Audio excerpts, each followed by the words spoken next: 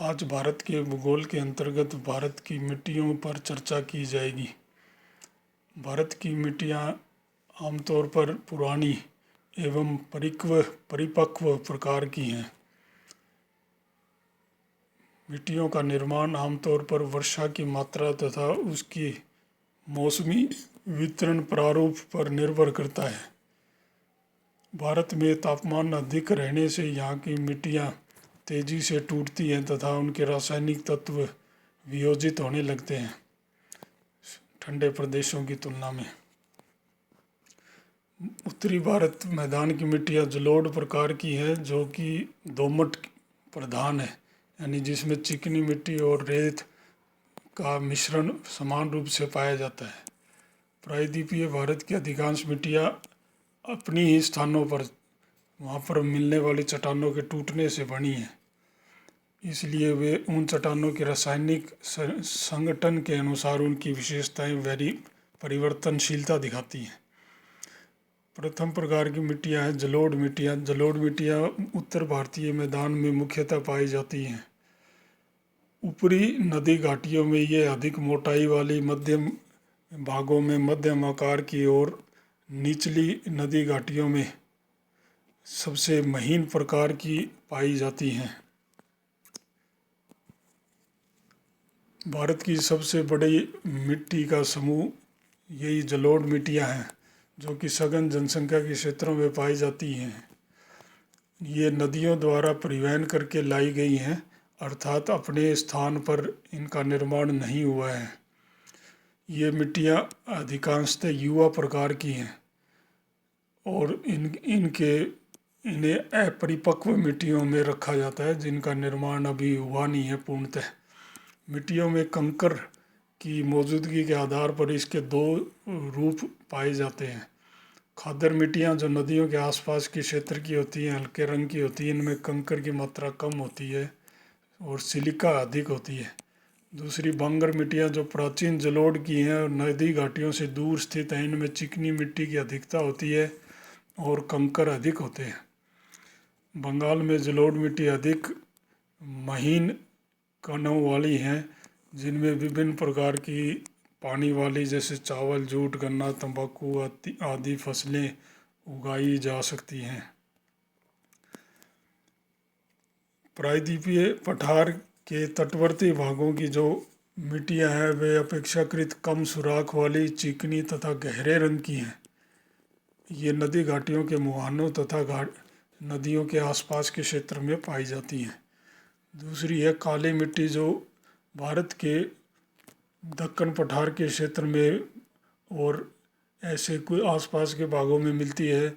इनमें कर्नाटक, महाराष्ट्र, गुजरात, पश्चिमी मध्य प्रदेश, दक्षिणी उत्तर प्रदेश, झारखंड के उत्तर पूर्वी भाग आदि, उड़ीसा, आंध्र प्रदेश में मिलती है जहाँ दक्कन का पठार या उसके आसपास के क्षेत्र हैं। दक्कन ट्रैप जो बेसाल्ट लावे के निक्षेप के क्षेत्र हैं, यहाँ काली कपास मिट्टी जिसे रेगुर मिट्टी कहा जाता है वो पाई जाती है।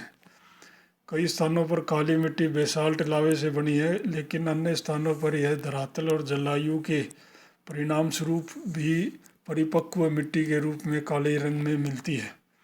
यह मिट्टी अत्यंत बारीक तथा चूना युक्त होती है, कुछ मात्रा में चूना इसमें पाया जाता है।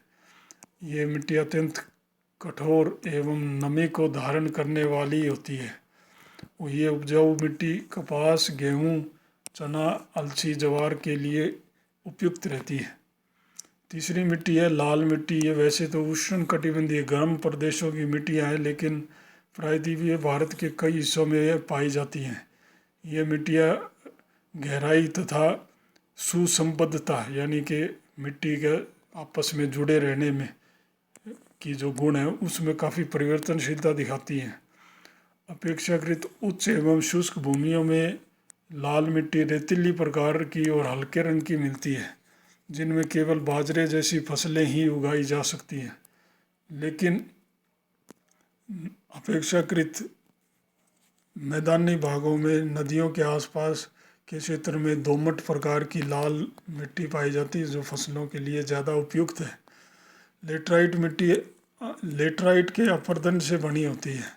लोहे और एल्यूमिनियम प्रधान जो खनिज हैं शैलें, उनके टूटने से लेटराइट मिट्टी बनती है। इसका रंग लाल होता है, ईंट जैसा रंग, इसलिए इसको लेटराइट कहा जाता है। इसके कण मोटे होते हैं और चिकनी मिट्टी के साथ साथ काफ़ी मात्रा में इसमें बजरी होती है। इस मिट्टी की मुख्य विशेषता इसकी एसिडिटी है, अम्लता पाई जाती है, जिसके निवारण के बिना इसमें फसलें लेना संभव नहीं है। लेकिन चाय और कॉफ़ी जैसी अम्ल प्रधान फसलें इसमें उगाई जा सकती हैं। कुछ मिट्टियाँ वन तथा पहाड़ी मिट्टियों की श्रेणियों में रखी जाती है। इन मिट्टियों का निर्माण मुख्यतः वन क्षेत्र से मिलने वाले कार्बनिक पदार्थ यानी जैविक तत्वों के संचित होने से होती है।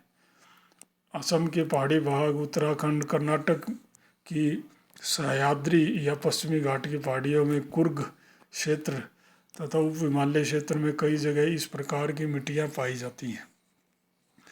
एक और मिट्टी समूह है जिसे हम शुष्क तथा मरुस्थलीय मिट्टियाँ कहते हैं।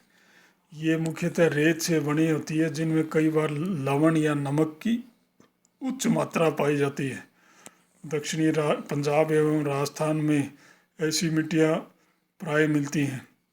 ये मिट्टियाँ पवन द्वारा लाई गई रेत के निक्षेप से भी बनती हैं, प्राय उससे जुड़ी होती हैं।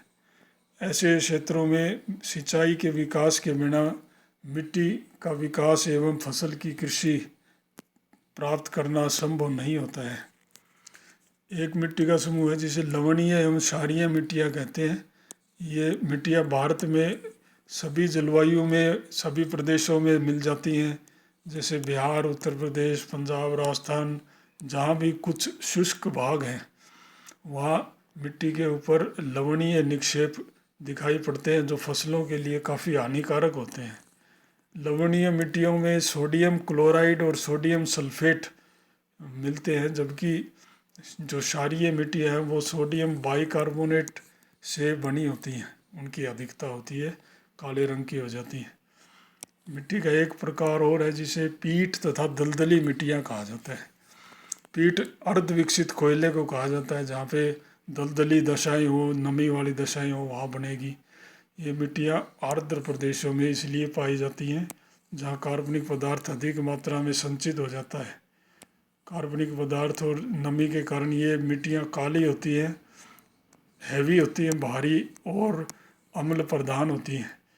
ये मिट्टियाँ मुख्यतः पीट प्रकार की मिट्टियाँ मुख्यतः केरल में पाई जाती है, हालांकि सुंदरबन डेल्टा में भी कई जगह मिलती हैं।